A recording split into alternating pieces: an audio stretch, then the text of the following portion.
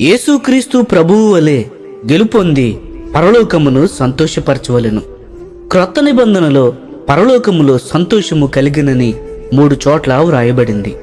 మొదటిది, మారు మనస్సు పొందు ఒక్క పాపి విషయమే పరలోకమందు ఎక్కువ సంతోషము కలుగును అని లూకాసు వార్త 15వ అధ్యాయము 7వ వచనంలో చెప్పబడింది. రెండవదిగా ప్రకటన గ్రంథము 12వ అధ్యాయము 12వ వచనంలో ఒక విశ్వాసి అపవాదిని ఓడించినప్పుడు పరలోకములో గొప్ప సంతోషము కలుగును అని ప్రకటన గ్రంథంలో చెప్పబడింది. మూడవదిగా గొర్రెపిల్ల వివాహోత్సవ సమయము వచ్చినది, ఆయన భార్య తను తాను సిద్ధపరచుకుని ఉన్నది, మనము సంతోషపడి ఉత్సహించి ఆయనను మహిమపరచుదము అని ఇక్కడ మనము చదువుతాము. ఒక విశ్వాసిలోని 3 దశలను మనము చదువుతాము. మొదటి దశలో ఒక వ్యక్తి తన పాపముల నుండి మారు మనసు పొందడము. రెండవ దశలో ఈ విశ్వాసి తన వ్యక్తిగత జీవితంలో సాతానును జయించడము. మూడవ దశలో గొర్రెపిల్ల వివాహోత్సవమునకు తనను తాను భారీగా సిద్ధపరచుకొనుట. ఈ 3 దశలను మనము సంపూర్ణముగా పూర్తి చేస్తే పరలోకములో మన ద్వారా గొప్ప సంతోషము కలుగుతుంది. యేసుక్రీస్తు ప్రభువు సాతానును సిలువలో ఓడించినందున అదే విజయమును మనము కూడా ప్రకటించుటకు ఆయన మనకు ఆధిక్యతను ఇచ్చాడు.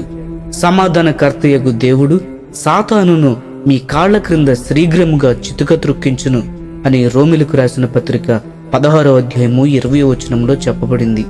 దీని అర్థం ఏమిటంటే సాతాను సిలువలో చితక త్రొక్కబడ్డాడు, కానీ ఇప్పుడు భూమి మీద ఉన్న విశ్వాసులకు అదే ఆధిక్యత ప్రభువు యొద్ద నుండి అనుగ్రహించబడింది.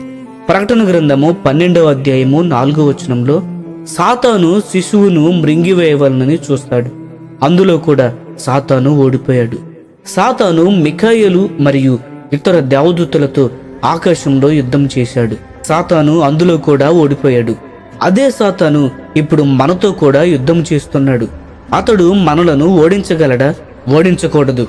సిలువ పైన సాతాను మీద ప్రభువు యొక్క విజయమును మనము ప్రకటించినట్లయితే మన అనుదిన జీవితములలో మనము సాతానును చితక త్రొక్కాలనే పిలుపును మనము గ్రహించినట్లయితే మనము సిగ్గుపడాలి. అవును, మన పాదముల క్రింద మనము సాతానును చితక త్రొక్కాలి. ప్రియమైన స్నేహితులారా, మనము సంపూర్ణమైన విజయముతో జీవించి పరలోకంలో సంతోషమును తీసుకువచ్చుటకు దేవుని కృపను దయచేయమని మనము ప్రార్థించదము. రచయిత జాక్ పూనన్. ఈ సందేశములు మీకు ఆశీర్వాదకరంగా ఉన్నట్లయితే లైక్ చేయండి, సబ్స్క్రైబ్ చేయండి, అనేకులకు షేర్ చేయండి. మీ విలువైన అభిప్రాయములను కామెంట్ రూపంలో మాతో పంచుకోనండి.